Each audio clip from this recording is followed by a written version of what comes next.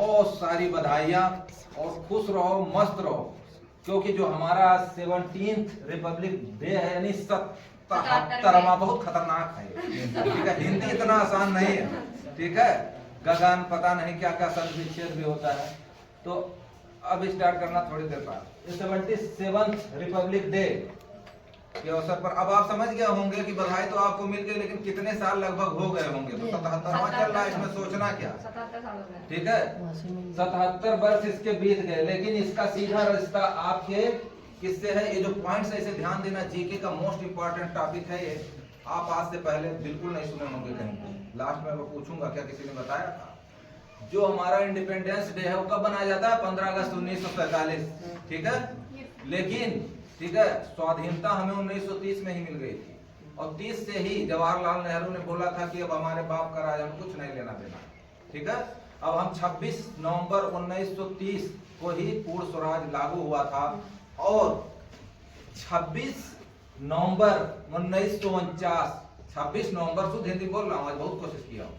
26 नवंबर 1949 में हमारा संविधान बन के रेडी हो गया था।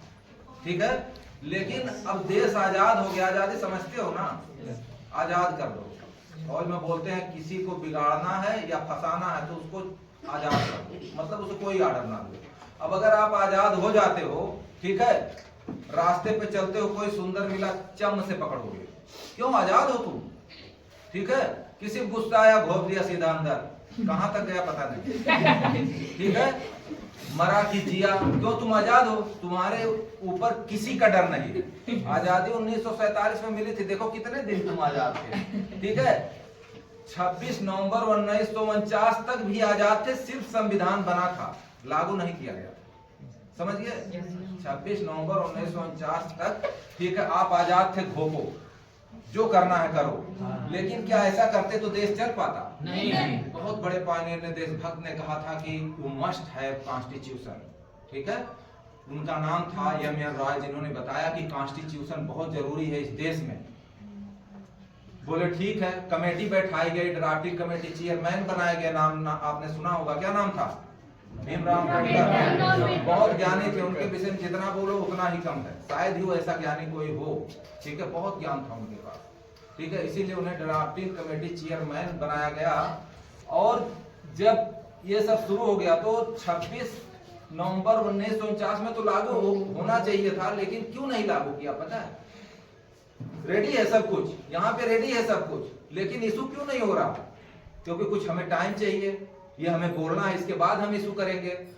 लेकिन जो पूर्ण स्वराज था उसने एक ऑर्डर दिया, ध्यान से सुनना, कि हम ये रिक्वेस्ट करते हैं भाई कि 26 नवंबर 1930 को ये पूर्ण स्वराज हुआ, तो 26 जनवरी 1930 को अगर पूर्ण स्वराज हुआ है तो constitution should become into force on 26 जनवरी 1950।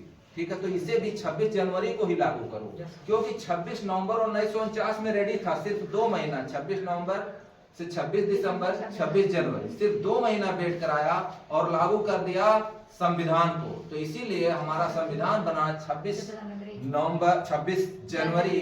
नवंबर का रिश्ता सीधा है, इसलिए बार बार जुबान पे आता है। 26 जनवरी 1950 में ये फोर्स में आ गया। आप जानते हो 26 जनवरी 1950 में जब ये फोर्स में आया तो उस टाइम हमारे प्रेसिडेंट कौन थे? ये तो हर कोई जानता होगा, कौन थे?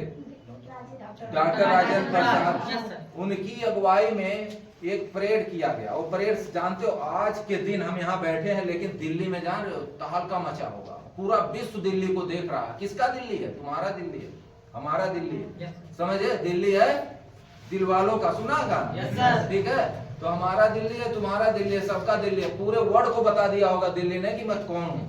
इसीलिए मैं हर बच्चे से पूछता हूँ कि तुम पूछो अपने आप से मैं कौन हूँ। आज के दिन कर्तव्य पथ पर, कर्तव्य पथ कहाँ है जानते हो? दिल्ली में। कहाँ है? दिल्ली में। क्योंकि हमारी राजधानी ही दिल्ली है, तो पूरी हस्तियां कहाँ मिलेंगी? दिल्ली में। से फंडा है, अगर तुम्हें पूछ ले याद भी ना है तो दिल्ली का नाम उठा के पटक दो, क्योंकि हमारी राजधानी है।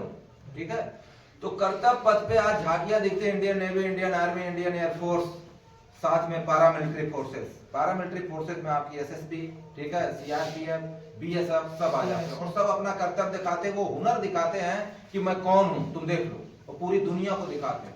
आसमान में दिल बन जाता है, ठीक है। तिरंगा लिए तो हर कोई घूमता है, लेकिन जब छोटे थे तो याद आता होगा जब इंट्रोल होता था तो कहाँ भागते थे? बगीचे की तरफ, वहीं कोई मिलेगा। और जब कोई नहीं मिला तो तन्हाई में बनाया दिल बड़ा सा। और कोई भी जो दिल होता है वो कौन सा बोलते हैं? पान के पत्ते जैसा होता है। मैंने सुना, मेरे पास है कि नहीं मैं देखा नहीं, ठीक है। पान के पत्ते की तरह होता है, लेकिन दोनों साइड का जो हिस्सा होता है, ध्यान से देखना उसको, उसके बीच से एक कड़ी होती है जो पत्ते के दोनों भाग को जोड़ती है, ठीक है। You must have to take that flag right middle of that heart. तुम्हें हाथ में झंडे के साथ साथ उस झंडे को वहां गाड़ना है जहां पे वो लाइन है। समझ में आया कहां गाड़ना? एकदम सीधे सेंटर में, ठीक है, दिल के। अगर ये झंडा अगर वहां रहने लगा तो समझ लो देश की तरक्की तय। तो कहां थे हम? कर्तव्य पथ पर, इसीलिए कर्तव्य याद आ गया, ठीक है। लेकिन अगर आपसे ये पूछा जाए जीके के सवाल में कि 26 जनवरी 1950 में संविधान लागू हुआ था तो फर्स्ट परेड कहां पे हुआ था? परेड तो आज भी हो रहे हैं, तो क्या आज से शुरू हुआ? क्या मैं ये जो संस्था चला रहा हूँ आज से 7 साल पहले से ही शुरू किया हूँ? इसी दिन को आप लोगों को बुलाता हूँ सबको, ठीक है। तो ये कब शुरू हुआ? कहाँ पे? 26 कहाँ पे सबसे पहले हुआ था ये परेड? जो परेड मतलब समझ रहे हो ना, झांकियां जो दिखाई जा रही हैं आज के डेट में कर्तव्य, दिल्ली में ही हुआ था। लेकिन उस जगह का नाम जानते हो? सोचो एक बार, कई किताबें पढ़े होंगे, संविधान के लेक्चर्स कई सुने होंगे। मैंने बोला था कि कोई बाद में पूछूंगा जरूर, मैं कोई बताता नहीं वो चीजें, ठीक है। आएंगे नेताजी, रटी रटाई भाषण है, बोल दिए चले गए, ठीक है। फर्स्ट में जो हुआ था वो इरविन स्टेडियम में हुआ था, now it is known Dhyan Chand stadium. जो पहला परेड हुआ था किसकी अगुवानी में? डॉक्टर राजेंद्र प्रसाद की, क्योंकि वही प्रेसिडेंट थे, ठीक है, उनकी अगुवाई में हुआ था। अब उसे क्या बोलते हैं? ध्यानचंद स्टेडियम। तो आपसे कोई पूछे अगर, ठीक है, बोलते हैं सर आज भी पढ़ाए जा रहे हैं, करे तो क्या करे, ठीक है। जिस दिन आपने पढ़ाई बंद कर दिया ना, उस दिन आपकी तरक्की खत्म है कि नहीं? समझिए, तो पढ़ाई जारी रखो। तो कहने का मतलब क्या? फर्स्ट कहाँ पे बनाया गया? इरविन गार्डन स्टेडियम, जहाँ जिसे आज हम क्या बोलते हैं? ध्यानचंद स्टेडियम। ध्यानचंद कौन थे जानते हो? आर्मी के एक जवान थे जो हॉकी के बहुत जबरदस्त खिलाड़ी थे। आर्मी से निकला था वो जवान, रच दिया ना इतिहास। सुनहरे अक्षरों में स्टेडियम बन गया, दुनिया तो पहले से जानती थी, ठीक है। अब आते हैं नेक्स्ट पॉइंट पर कि ये जो हमारा देश है, आप भी हो, आपके आसपास जो है उन्हें क्या कहते हो? पड़ोसी। और सबसे बड़े दुश्मन वही नजर आते हैं, है कि नहीं? तो पड़ोसी से अगर समझौता कोई कर ले तो समझो बहुत महान है, क्योंकि मेरा देश नहीं कर पाया पड़ोसी से समझौता, ठीक है, एकदम सत्य है। अब हमारे पड़ोसी कौन है? तुम्हें अपने आजू बाजू जब देखते हो तो ये लहंगा सिंह, ये जापान सिंह, ये मुख्तियार सिंह, ये फलाना सिंह घेरे पड़े हैं, लेकिन दो लोगों से जमता होगा, एक से बिल्कुल नहीं जमता। ऐसा होता है? ठीक यही हालत मेरे देश की है।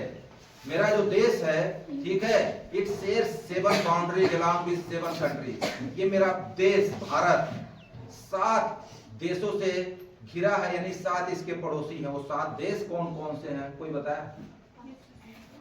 पहले है बांग्लादेश, ठीक है, इसके बाद पाकिस्तान, इसके बाद में चाइना, नेपाल, म्यांमार, वाजिब हो गया, ठीक है। इसके बाद में भूटान और लास्ट में आता है आपका नेपाल। नेपाल की जगह, नेपाल तो हो गया था अफगानिस्तान, और जो अफगानिस्तान है आज का वो तालिबान है, समझ गए। अब अपने दुश्मन कितने हैं? एक पाकिस्तान, एक चाइना, और बांग्लादेश भी धीरे धीरे मौसम पकड़ रहा है, ठीक है। अफगानिस्तान तो अपना हित था, लेकिन अब तालिबान आ गया है। तो तुम सोचो कि देश पे बैठे, ठीक है, उन जवानों पे क्या बीत रहा होगा। पहले 2 थे, अब 4 होने वाले हैं, ठीक है। और तुम्हें तो कुछ नहीं बोला, उठ के वहां तक जाना, बोला उसमें क्या करना है, ये मर रहा है तो मरने दो, हमें क्या बचाना। देश सेवा तो चलो हम या हमारे भाई बॉर्डर पे बैठ के कर लेंगे। सिर्फ बॉर्डर से देश सेवा नहीं हो जाता है। जन सेवा, दूसरे की मदद करना, कोई बीमार है उसका हेल्प करना। अब तुम बाइक से जा रहे हो, बुढ़ा धक्का देके बेचारा रिक्शा चला रहा है, पैंडल वाला अगर नहीं चढ़ रहा है तो तुम कैसे उतरोगे? साला टाई खराब हो जाएगा, नहीं तो मैं तो पैंट प्रेस कराया था, खराब हो जाएगा। ये भावना आती है ना, ये ज्यादातर बड़े लोगों में आती है, ठीक है, समझ गए। तो ये भावना नहीं होना, जहां पे ऐसा आपको लगे तुरंत उतरो, तुरंत हेल्प करो, ठीक है। तो देश की ये थी बाउंड्रीज, समझ गए। तो आपको जानना चाहिए, जिस तरह आप ये जानते हो हमारा पड़ोसी कौन है, इस तरह आपको ये भी जानना चाहिए कि हमारे देश के पड़ोसी कौन कौन से देश हैं, सब कुछ जानना चाहिए, है कि नहीं। इतने देर में अब ये जो हमारा संविधान है, बोलते सर मुझे इंग्लिश नहीं आती, दूसरा बोलो तो हिंदी आती है, तो मंत्रालय खा लेते हैं। बोला ठीक है, नहीं शादी में, बोला ठीक है लड़की कितनी पढ़ी है, बोला एमए की है, बोला बहुत बढ़िया, चलो ठीक है शादी कर लेते हैं। हाँ तो बोले ठीक है बता दो क्या क्या लाना है। टमाटर में 5-6 माह लगा दिया। अब कौन सा टमाटर लाएगा, हरे वाला या लाल, समझ गए। तो कहने का मतलब ये नहीं है कि लड़की नहीं पढ़ती है, विद्वान तो हम लोग भी कम नहीं है, समझ गए। अब अगर मान लो लड़की जो आप कर रही है, बहुत है प्रोफेसर भी हैं, लेडीज प्रोफेसर है, लेकिन जो हस्बैंड है वो प्रोफेसर नहीं है, उनकी कोई जॉब नहीं है, ठीक है। अब वो उनसे बोले कि कुछ मंगाना है तो बताओ, मैं आई हूँ मार्केट में कार लेकर। अब वो टांगे 3 मंत्रा लगाए तब भी तो दिक्कत होगा। लेकिन मेरे संविधान में भीमराव जी और सब जो मिलकर लिखे, कितने दिनों में लिखा गया था, मोस्ट इंपॉर्टेंट टॉपिक है, मैं हर उसमें बताता हूँ, उसमें दोहराना नहीं चाहता, फिर भी आप जानो 2 years 11 months और 18 days में लिखा गया था। कुछ नहीं याद आता तो हिंदुस्तान है, ठीक है, मोटे तौर पे 3 साल में बोलो। लेकिन जब रिटर्न में आपको देना है तो 2 years 11 months और 18 days ही आपको बोलना है, समझ गए। जब बना था तो 13 किलो का संविधान था, आज 32 किलो का हो गया। ये किसकी देन है, पकड़ो काट दो, ये करो उसको फेंक दो, इन्होंने बढ़ाया है, समझ गए। तो ऐसा मत करो, देश सेवा करो और मस्त रहा करो, समझ गए। इतने देर में क्या सीखे, कुछ नहीं सीखा। तो एक चीज तो सीखा कि हमारा 26 जनवरी का आइडिया किसने दिया, शॉर्ट, इसी को बोलते हैं शॉर्ट। जब आप पढ़ते हो तो एक कैसे ही शॉर्ट बनाया जाता है, लंबा पढ़ो, निष्कर्ष निकालो, मिला क्या है। देखो सबसे पहले क्या